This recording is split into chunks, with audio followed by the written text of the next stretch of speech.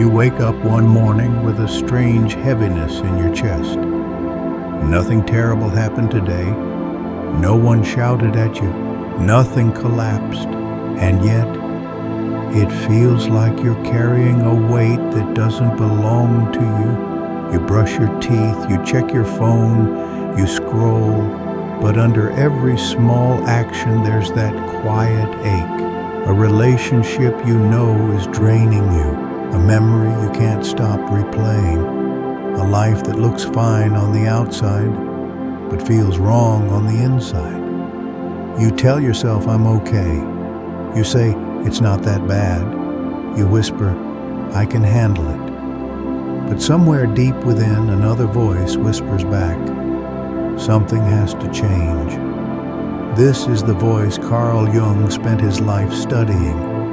Not the loud voice in your head that repeats other people's opinions.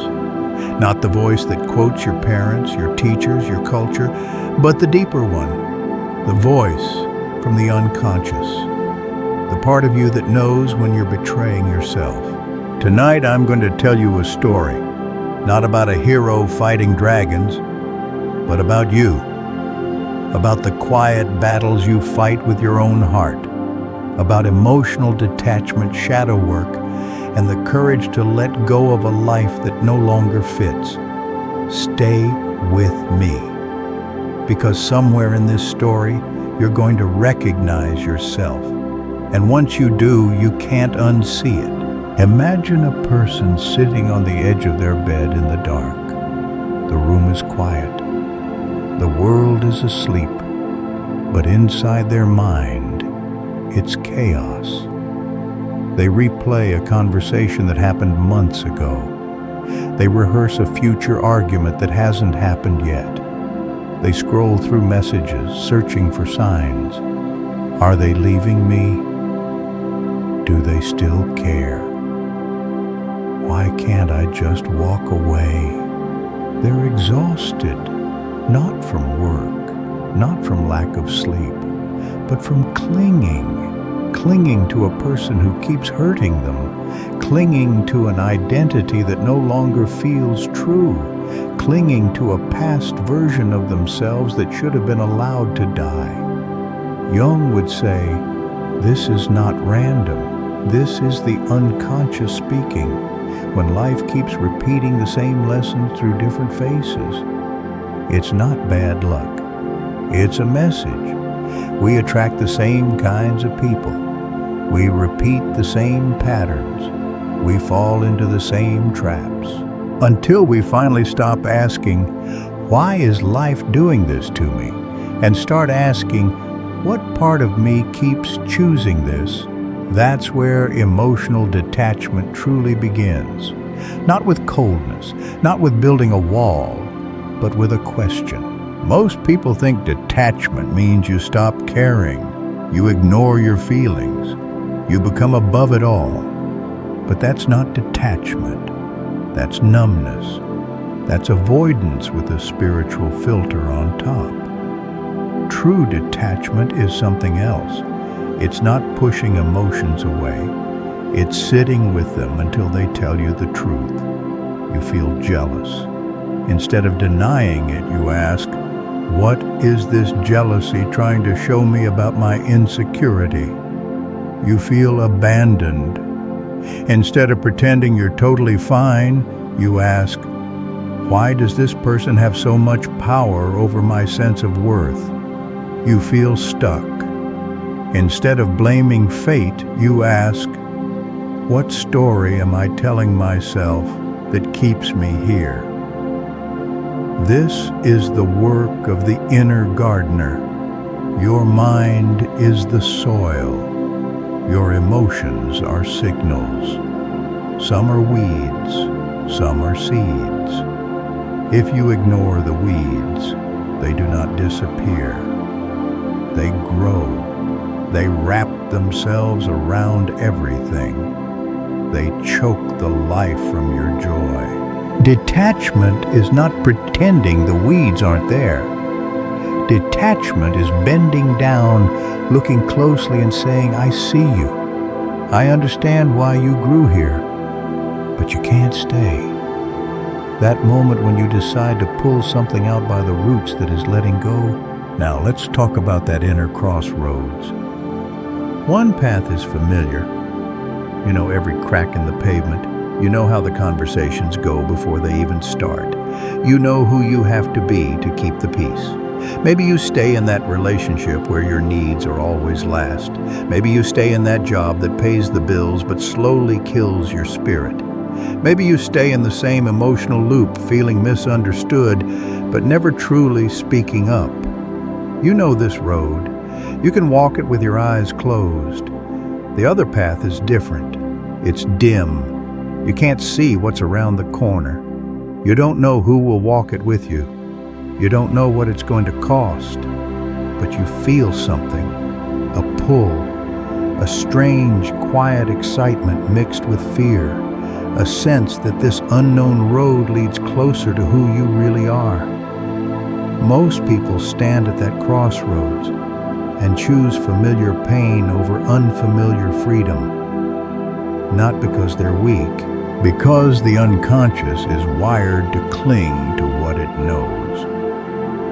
Jung didn't judge this, he understood it, but he also believed something else. Your soul will never stop calling you toward the unknown. It will whisper through your exhaustion. It will speak in your resentment. It will show up in your dreams, your fantasies, your sudden outbursts. It will push you again and again toward the path you're afraid to take. And every time you ignore it, the weight in your chest grows heavier. So how do you actually start to let go? Not in theory. In real, messy human life, you don't start with a grand gesture. You start with honesty. Ask yourself, what am I forcing myself to hold on to? Say the answer out loud. I'm forcing myself to hold on to someone who already let go of me. I'm forcing myself to hold on to a version of myself that no longer exists. I'm forcing myself to hold on to beliefs that were never really mine. Feel how heavy that sentence is. Feel how your body reacts when you admit the truth. Sometimes letting go begins with simply telling the truth to yourself for the first time. You don't have to move out tonight. You don't have to quit your job tomorrow. You don't have to end every relationship in one day. But you do have to stop lying to yourself, because the unconscious hears every lie. It stores every compromise. It remembers every time you said yes when your whole being was screaming no. That stored tension becomes anxiety. That held back emotion becomes fatigue. That inner conflict becomes depression. Detachment in Jung's language is not a cold exit. It's the alignment of inner and outer truth. It's when what you feel, what you know, and what you do finally point in the same direction. There's another piece Jung talked about: the shadow. The shadow is not evil. It's not a monster hiding under your bed. It's simply everything about you that you decided was not allowed. Your anger, your desire, your ambition, your grief, your jealousy, your sensitivity. Maybe you were taught that anger is bad, so you pretend you're never angry. You smile. You swallow it. You say, "It's fine. I don't care." But inside, the anger doesn't disappear. It moves into the shadow. It takes control in other ways. You explode over small things. You attract people who mirror your repressed rage. You sabotage yourself right before something good happens. The same happens with your needs. If you grew up believing your needs were too much, you learn to detach by disappearing. You become the peacemaker, the caretaker, the one who never complains. On the surface, you look calm. You look emotionally detached. People might even praise you. You're so strong. You never let things get to you. But Jung would ask, is this strength or is it armor? Because real detachment doesn't come from pretending you don't need anything. Real detachment comes from knowing that your needs matter, while also knowing you don't have to chain yourself to anyone who refuses to meet them. You stop clinging to specific people. You start trusting that your needs will be met somewhere by someone when you stop abandoning yourself. Think of your life like a story that someone else started writing for you. They gave you roles, the quiet one, the strong one, the responsible one, the funny one, the one who never leaves. You learned your lines well. You played your part. You kept the story going. But one day the script stops making sense. You read the next line and think, I don't want to say this anymore. That confusion, that discomfort, that deep sense that this is not me, that's not a crisis. That's the beginning of individuation. Individuation is Jung's word for becoming who you really are, not who you were trained to be. You stop performing. You stop shrinking. You stop saying yes while your entire body says no. You stop twisting yourself into shapes for people who would never do the same for you. And here's the twist. To become who you truly are, you will have to disappoint some people. You will have to let go of roles that once kept you safe. You will have to walk away from dynamics where your silence sustained the peace. You will have to release the version of you that others depended on, so that the real you can finally breathe. This is where emotional detachment hurts the most, not in losing others, but in losing the approval you once lived for. Let's pause for a second. Ask yourself quietly, who would be disappointed if I started honoring my truth? Let a face appear in your mind. Maybe it's a parent, a partner, a friend, a boss. Now ask yourself another question. How long have I been betraying myself just to keep this person comfortable? Let that land. You can feel the cost, can't you? The tiredness, the resentment, the quiet anger turned inward. Emotional detachment is not about cutting everyone off. It's about refusing to sacrifice your soul to keep a role. You can still love people. You can still care deeply. But you stop confusing love with self-erasure. You stop staying where your boundaries are never respected. You stop clinging to people who only show up when you're convenient. You stop investing energy in conversations that go in circles. This isn't cruelty. This is clarity. Jung believed that when you finally align with your inner truth, life begins to rearrange around you. Opportunities appear that never showed up before. Relationships shift. Some leave, new ones arrive.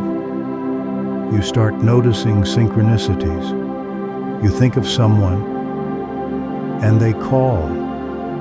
You decide to change careers, and a chance meeting opens a door. You commit to leaving a toxic situation, and suddenly the path out becomes visible in a way it never was before. Is this magic? No. It's coherence. The unconscious is no longer fighting your conscious choices. Your inner compass is finally pointing in one direction. Your energy is no longer split between clinging to the past and reaching for the future. And when your energy is unified, the world responds. But here's what most people miss. You don't get this clarity before you let go. You get it because you let go. You won't see the new shore while you're still gripping the old one with both hands. You have to loosen your fingers first. You have to trust the water for a moment. This doesn't mean the journey is gentle. Some nights you'll feel like you made a mistake. You'll miss what was familiar. You'll remember only the good moments. Your mind will replay highlight reels. It will whisper, maybe it wasn't that bad. Maybe you were too sensitive. Maybe you should go back. That is not intuition. That's addiction to the familiar. Jung would tell you, when the unconscious is rearranging itself, the ego panics. It clings to old structures. It wants certainty, even if certainty hurts. This is when you must be kind to yourself, not harsh, not rigid, not shaming yourself for missing what you walked away from. You can miss something and still know it isn't meant for your future. You can grieve something and still not go back. Letting go is not a single action. It's a practice. Some days you feel free. Some days you feel pulled back. But every day you choose yourself again, the old story loosens its grip. Now let's make this very real. Think of one thing in your life that drains you the most right now. Just one. A person, a habit, a belief, a place you keep going back to. Now imagine that starting tonight, you begin to detach from it, not by hating it, not by judging it, but by telling yourself, I release the idea that this controls my worth. I release the belief that I need this to be whole. I release the fantasy that this will magically change while I remain the same. How would your life look in 3 months if you kept all your actions aligned with that release? Where would your energy go? What would grow in the empty space? Who would you meet if you weren't busy holding on to what keeps you stuck? This is not just motivation. This is psychological reality. When you stop pouring water into a cracked vessel, you finally have something left to nourish the seeds of your own life. There is another twist here. Sometimes the hardest thing to let go of is not a person or a place. It's a story about yourself. I'm the one who always stays. I'm the strong one. I don't need help. I'm the broken one. I don't deserve more. I'm unlucky in love. I always get abandoned. These stories feel like facts, but they're not. They're conclusions you drew during painful moments, and then quietly turned into your identity. Jung would ask you to question them. Who would you be without that story? What choices would you make if you believed deep down that you are worthy of reciprocity? How would you speak if you trusted that your voice matters? Emotional detachment here means releasing your grip on old labels. You stop repeating them. You stop introducing yourself to life as the broken one. You stop designing your future around your past wounds. You don't erase your history. You rewrite its meaning. That breakup wasn't proof that you're unlovable. It was proof that you were willing to stay small in order not to be alone. That job that burned you out wasn't proof that you're weak. It was proof that your soul collapses when it's separated from purpose. That friend who betrayed you wasn't proof that no one can be trusted. It was proof that you were willing to ignore red flags to avoid confrontation. The pattern is the teacher. You are not the pattern. Let's go even deeper. Jung said enlightenment is not about imagining beams of light. It's about bringing darkness into consciousness. That means sitting with the parts of yourself you dislike, the jealous side, the bitter side, the controlling side, the scared side that clings and begs and overreacts. Instead of saying, "I hate that part of me," you say, "I see you. I know you were created to protect me. You tried to keep me safe, but your methods hurt me now." That simple inner dialogue is the beginning of integration. You're no longer at war with yourself. You're having a conversation. And once you stop fighting your own heart, letting go becomes less of a battlefield and more of a surgical removal. You're not ripping parts of yourself out. You're removing the illusions that never belong there. One more thing. You are not walking this path alone. It might feel that way when you set boundaries for the first time and some people pull away. It might feel that way when you say no and the room goes quiet.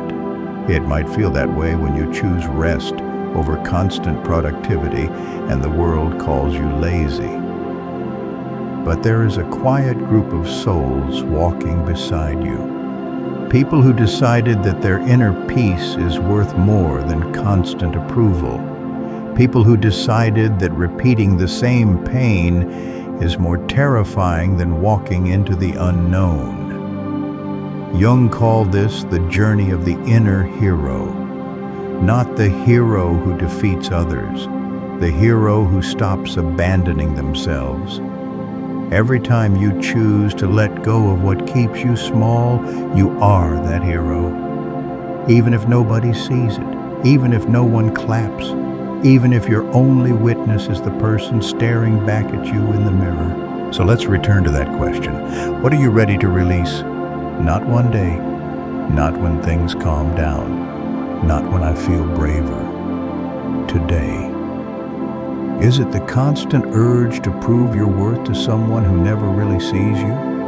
Is it the belief that you have to fix people to be loved by them? Is it the idea that suffering is a necessary price for companionship? Is it the habit of ignoring the tightness in your chest whenever you say yes but mean no? Write it down. Say it clearly. Name what you're letting go of. Because as Jung understood, what remains unconscious controls you. What you bring into awareness, you can choose to release. This is not the end of your story. This is one chapter, a turning point. Somewhere ahead, there's a version of you who looks back on this moment and whispers, "That's when everything started to change." They are calmer, more grounded, their relationships feel lighter, their decisions are clearer, their nights are quieter. They are not perfect. They still feel fear. They still feel sadness. They still feel longing. But they are no longer owned by those feelings. They listen, they learn, they let go. Your life will not transform in a single night, but it will begin with a single decision to stop carrying what was never yours, to stop replaying scenes that only reopen wounds, to stop shrinking to keep familiar chaos alive. Emotional detachment is not an escape. It is a homecoming. You are not losing yourself by letting go. You are meeting yourself for the first time. So I'll ask you one last time, not as a dramatic question, but as an invitation. What are you ready to release so that the rest of your life can finally begin to unfold? Hold that answer gently. Sleep with it. Wake with it. Let it guide your next small action. Because your new life does not start with a miracle. It starts when you quietly decide, "I will not abandon myself anymore." And once you truly make that decision, Nothing and no one will ever feel the same again.